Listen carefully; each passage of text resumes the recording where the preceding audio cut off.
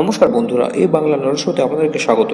বন্ধুরা, আপনারা সকলেই হয়তো জানেন যে ইসরায়েল হলো আমেরিকার ঘনিষ্ঠ এলাকায় কান্ট্রিগুলির মধ্যে একটি। আর ইসরায়েল দেশটি চারিদিকে সমস্ত জঙ্গি অধ্যুষিত দেশে ঘেরা। আর ইসরায়েলকে প্রতিনিয়ত তাদের সমস্ত জঙ্গি অধ্যুষিত প্রতিবেশী দেশগুলির সঙ্গে লড়াই করে বাঁচতে হয়। আর তাতে আমেরিকার অনেক ভূমিকা রয়েছে। আমেরিকা ইসরায়েলের বিপদে আপদে সবসময় পাশে থাকলেও অপরদিকে সারা পৃথিবীর বিভিন্ন জঙ্গি অধ্যুষিত দেশ যেমন পাকিস্তান, সিরিয়া, লেবানন সেই সব দেশগুলিকেও সমর্থন করে থাকে। আর ইসরায়েল এবং প্যালেস্টাইনের মধ্যে বহুদিন ধরে চলা যুদ্ধে এবং ইসরায়েল ইরানের মধ্যে যুদ্ধে আমেরিকা অনেকবার ইসরায়েলকে যুদ্ধ বন্ধ করার জন্য হুমকি দিয়েছে। আর তা না করলে ইসরায়েলকে যুদ্ধাস্ত্র সাপ্লাই বন্ধ করারও হুমকি দিয়েছে আমেরিকা।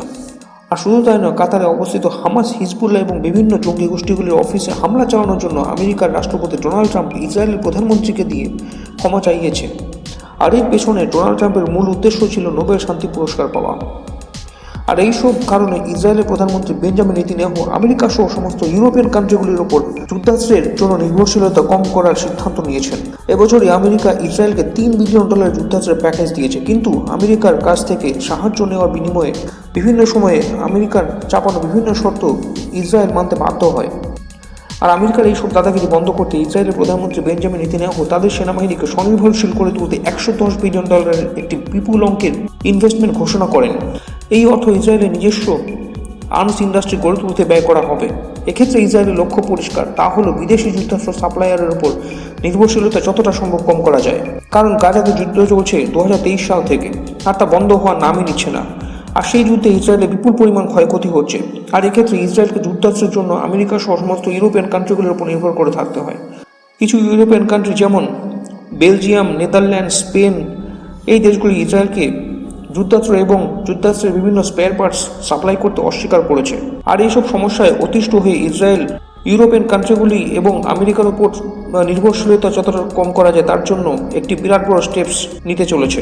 এক্ষেত্রে ইসরায়েলের প্রধানমন্ত্রী বেঞ্জামিন নেতানিয়াহু সরাসরি আমেরিকার নাম না নিলেও তার এই ঘোষণা থেকে এটি পরিষ্কার বোঝা যায় যে তার এই সিদ্ধান্তের পেছনে মূল উদ্দেশ্য হলো যুদ্ধাস্ত্রের জন্য আমেরিকার উপর নির্ভরশীলতা মিনিমাইজ করা। আর তার জন্য ইসরায়েলের অনেক প্রাইভেট এবং সরকারি সংস্থা অলরেডি কাজ শুরু করে দিয়েছে। কিন্তু যুদ্ধাস্ত্রের জন্য আমেরিকার উপর থেকে নির্ভরশীলতা কমাতে ইসরায়েলকে অনেক বেগ পেতে হবে। কারণ যুদ্ধবিমান থেকে শুরু করে মিসাইল ডিফেন্স সিস্টেমের সমস্ত পার্টসের জন্য ইসরায়েলকে আমেরিকার উপর নির্ভর করে থাকতে হয়। আর সেই সব যুদ্ধাস্ত্রের কারখানা একদম স্ক্র্যাচ থেকে বিল্ড করতে অনেক কাঠখড় পোড়াতে হবে ইসরায়েলকে।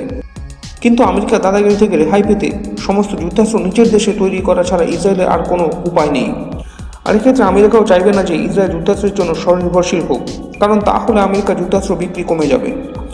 আর ইসরায়েল প্রতি বছর আমেরিকার কাছ থেকে বিপুল অঙ্কের যুদ্ধাস্ত্র কেনে। আর যুদ্ধাস্ত্র বিক্রির জন্য আমেরিকা যে সারা পৃথিবীতে বিভিন্ন জঙ্গি সংগঠনগুলিকে সাহায্য করে তাও ইসরায়েলের একেবারে পছন্দ না। আমেরিকার সাহায্য নিয়ে ওই জঙ্গি সংগঠনগুলি সারা পৃথিবীর বিভিন্ন দেশে চরম অস্থির অবস্থার সৃষ্টি করে। আর তাতে যুদ্ধের পরিস্থিতি তৈরি হয় এবং সেই সুযোগে আমেরিকার অস্ত্র বিক্রি হয়।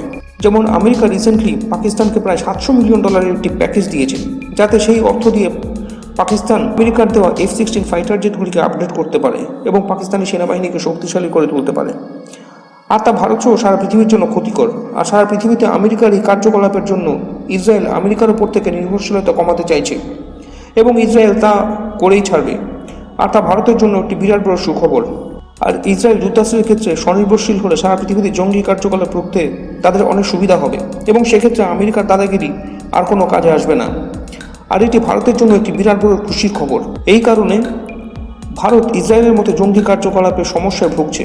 আর ইসরায়েল যুদ্ধাস্ত্রের ক্ষেত্রে স্বনির্ভরশীল হলে এবং শক্তিশালী হলে ভারত জঙ্গি কার্যকলাপ রুখতে ইসরায়েলের মতো একটি বিশ্বস্ত বন্ধু পাশে পাবে। এখন দেখার বিষয় এটাই যে ইসরায়েলের এই সিদ্ধান্তে আমেরিকার কি প্রতিক্রিয়া আসে। তো বন্ধুরা, এই বিষয়ে আপনাদের কি মতামত তা কমেন্ট করে জানান এবং ভিডিওটি ভালো লাগলে লাইক করে চ্যানেলটিকে সাবস্ক্রাইব করুন। ধন্যবাদ।